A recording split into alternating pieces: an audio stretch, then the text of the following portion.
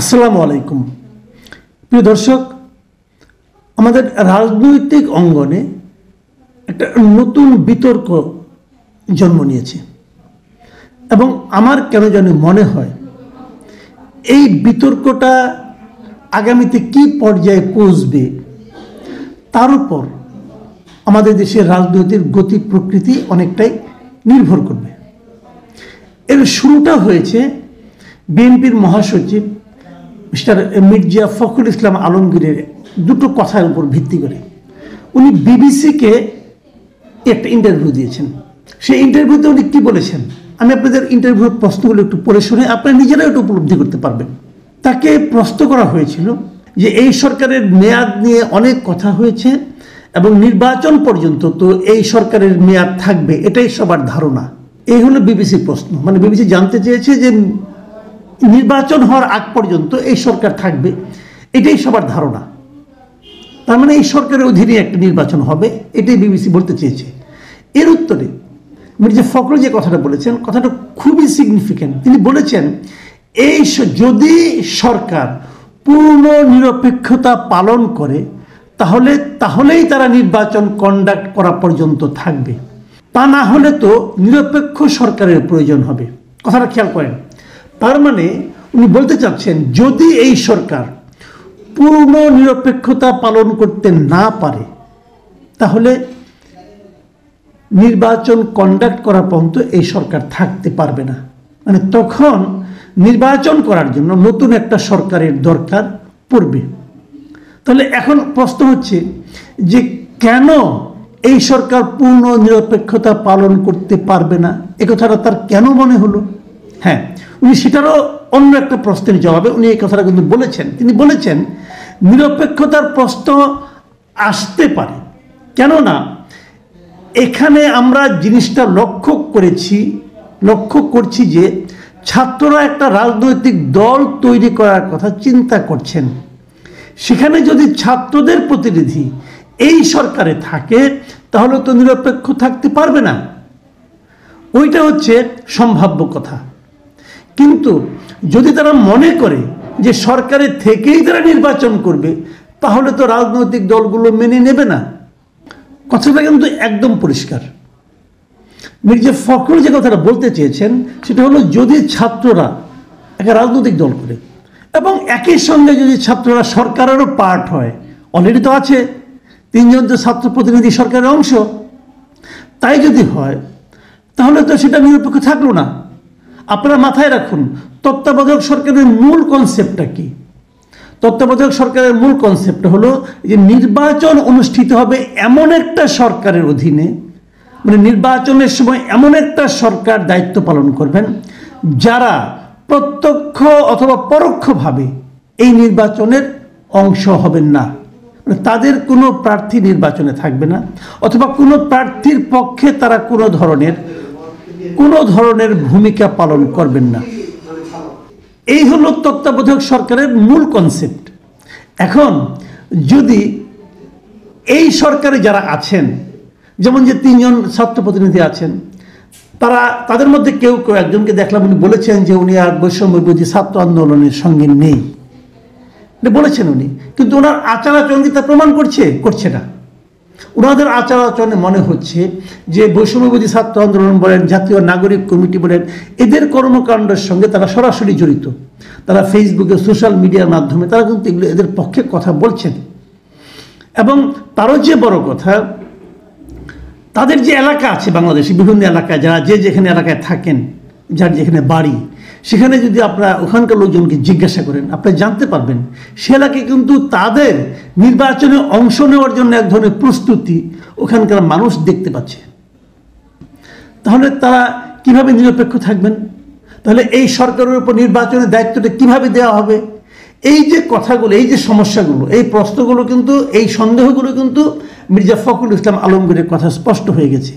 এবং সেই বিবেচনায় মির্জা ফখরুল ইসলাম আলমগীরের কথাগুলি আপনি কিন্তু উড়িয়ে দিতে পারেন না। এর বিপরীতে আজকে এই 3 জন ছাত্র প্রতিনিধির উপদেষ্টা যারা আছেন তাদের একজন মিস্টার নাহিদ ইসলাম, তিনি একটা মন্তব্য করেছেন এবং এটা উনি বড় একটা স্ট্যাটাস ওনার ফেসবুকে উনি দিয়েছেন।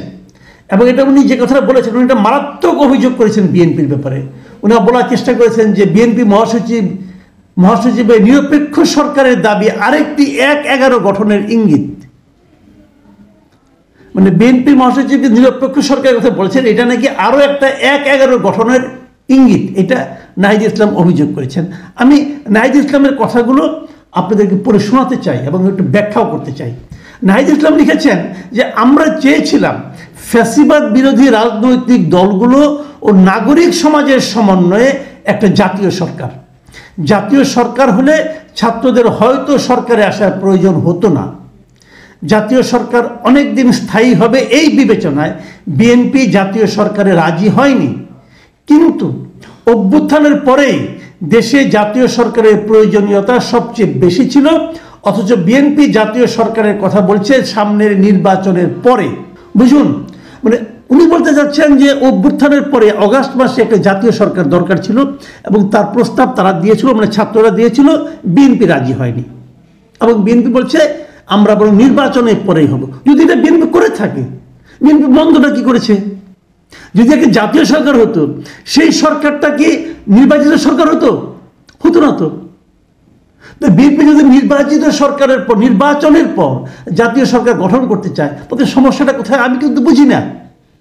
কিন্তু নাহিদ ইসলাম এখানে একটা সমস্যা দেখছেন, যে কারণে নাহিদ ইসলাম পরে আবার কি বলেছেন শুনুন, আরো ওনার কথা শুনুন।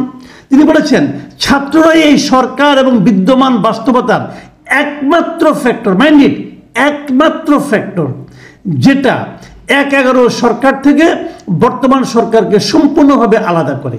মানে ক্যারেক্টারের দিক দিয়ে এই সরকারটা যে ১/১১ সরকারের মতো নয়, সেই ক্ষেত্রে পার্থক্যটা একমাত্র তৈরি করেছে এই ছাত্ররা, এটা ওনার দাবি। বিএনপি কয়েকদিন আগে -2 আলোচনা করলেও এখন ক্ষমতায় যাওয়ার পথ সুগম করার জন্য নিরপেক্ষ সরকারের নামে আরেকটি ১/১১ সরকারের প্রস্তাবনা করছে। এ ধরনের পরিকল্পনা গণতন্ত্র ও জাতীয় স্বার্থের বিরুদ্ধে যাবে এবং ছাত্র জনতা কোনোভাবে এটাকে মেনে নেবে না। আমি মনে করি এটা বিএনপির বিরুদ্ধেও যাবে। উনি যেটা বলতে, উনি কিন্তু বিএনপির বিরুদ্ধে একটা বড় অভিযোগ উত্থাপন করেছেন। সেই বড় অভিযোগটা হলো বিএনপি নাকি আরেকটা ১/১১ পরিকল্পনা করছে। আমার প্রথম প্রশ্ন, ১/১১ হলে পর বিএনপির কি লাভ? এই প্রশ্নের জবাব নাহিদ ইসলাম দিন, শুনি একটু। আর ২ নম্বর হলো, যদি এই ধরনের পরিকল্পনা জাতীয় স্বার্থের বিরুদ্ধে, গণতন্ত্রের বিরুদ্ধে, তার মানে গণতন্ত্র এবং জাতীয় স্বার্থের বিরুদ্ধে বিএনপি সমালোচনা করছে, তার মানে কেন আমি বুঝতে পারছি না নাহিদ ইসলাম বিএনপির সঙ্গে একটা বিরোধ স্পষ্ট করে তুলছেন এবং সেটাকে ইনভাইট করছেন। আমার কাছে ক্লিয়ার না। এমনকি উনি ফিনিশিং বলেছেন বিএনপি যেটা করছে এটা নাকি বিএনপির বিরুদ্ধেও যাবে, বিএনপি বিরুদ্ধেও যাবে, এটা উপলব্ধি করতে পারেন নাহিদ ইসলাম। বিএনপি নিজের বিরুদ্ধে ষড়যন্ত্র করছেন, এটা নাহিদ ইসলাম বলছেন। নাহিদ ইসলাম কি বিএনপির চেয়েও বড় বিএনপি? আমার কাছে বিষয়গুলি একদম ক্লিয়ার হয়নি। আমি জানি না আপনাদের কাছে ক্লিয়ার হলো কিনা। তবে এটা তারা যে দলবদ্ধভাবে চিন্তা ভাবনা করেই বিএনপির বিরুদ্ধে নেমেছেন সরাসরি, তার আরেকটা প্রমাণ আমি পেলাম, যেটা হলো আসিফ মাহমুদ, আরেকজন উপদেষ্টা, ছাত্র উপদেষ্টা, তিনি একটা কথা বলেছেন। উনি ওই নাহিদ ইসলামের স্ট্যাটাসের প্রেক্ষিতে উনি লিখেছেন যে সরকারের থেকে রাজনৈতিক দলের সাথে কোনো প্রকার সংশ্লিষ্টতার বিরুদ্ধে আমরাও, মানে উনি বলতে চাচ্ছেন যারা সরকার আছে তারা কোনো ধরনের রাজনীতি করছেন না। উপদেষ্টাদের কেউ রাজনীতি করলে সরকার থেকে বের হয়েই করবে। একই সঙ্গে রাজনৈতিক দলেরও সরকারের কাজে হস্তক্ষেপ করা অনুচিত। বিভিন্ন সরকারি ও সাংবিধানিক গুরুত্বপূর্ণ পদে নিয়োগে তদবির বা চাপ প্রয়োগ করা অনুচিত। শেষের দুটো বাক্যের সঙ্গে আমি একমত যে কোনো পলিটিক্যাল পার্টি সরকারের সঙ্গে চাপ প্রয়োগ করা, সরকারকে তদবির বাণিজ্যের মধ্যে লিপ্ত হয়ে যায়, এটা অনুচিত। যদি হয়ে থাকে আপনারা অ্যাকশন নেন। আপনার সরকারের বিষয়ে কী করতেছেন? অ্যাকশন নেন। কিন্তু এর আগে যে কথাটা বলেছেন সে কথার মধ্যে আমি কিন্তু একটু সন্দেহ পাচ্ছি। সেটা কি, যে উপদেষ্টাদের কেউ রাজনীতি করলে সরকার থেকে বের হয়েই করবে। তার মানে উনি যদি রাজনীতি করেন তাহলে সরকার থেকে বের হয়ে করবেন, মানে উনি যদি নির্বাচন করেন তাহলে সরকার থেকে বের হয়ে করবেন। তো উনি যদি নির্বাচনে যাওয়ার আগেই সরকারের থেকে ইলেকশনে, নির্বাচনের সমস্ত কিছু ঠিকঠাক করে একদম নির্বাচনের আগ মুহূর্তে পদত্যাগ করে মনোনয়ন পত্র দাখিল করেন, সেটাকে আমরা কি বলবো? এরকম নমুনা তো আমরা দেখছি, ওনারও দেখছি। ওনার বাড়ি কুমিল্লা, মুরাদনগরে অনেক খবরই তো পাই। ওনার এলাকায় উনি নিয়মিত যে কি করছেন সেটা আমরা খবর পাচ্ছি। কাজেই ওইটা কোনো কথা না যে আপনি এখন মাঠ ঠিকঠাক করলেন ক্ষমতায় থেকে, শেষ মুহূর্তে যে ক্ষমতা ত্যাগ করে আপনি নির্বাচন করলেন, ভাই এটাও ঠিক হবে না। মানুষকে বোকা মনে করা মনে হয় ঠিক না। মানুষ বোঝে, মানুষ অনেক কিছুই বোঝে। মানুষ যে বোঝে এটা যদি আপনারা বুঝেন তাহলে ভালো হয়।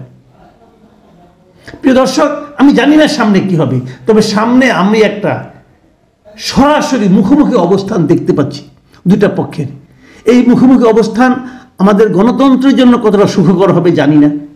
আমাদের অগাস্টের যে গণ অভ্যুত্থান তার জন্য তার যে চেতনা ছিল সেই চেতনার বাস্তবায়ন কতটুকু সুবিধাজনক হবে সেটাও আমি বলতে পারবো না। তবে সামনের দিনগুলো খুব সহজে হবে না, এটা আমি বুঝতে পারছি।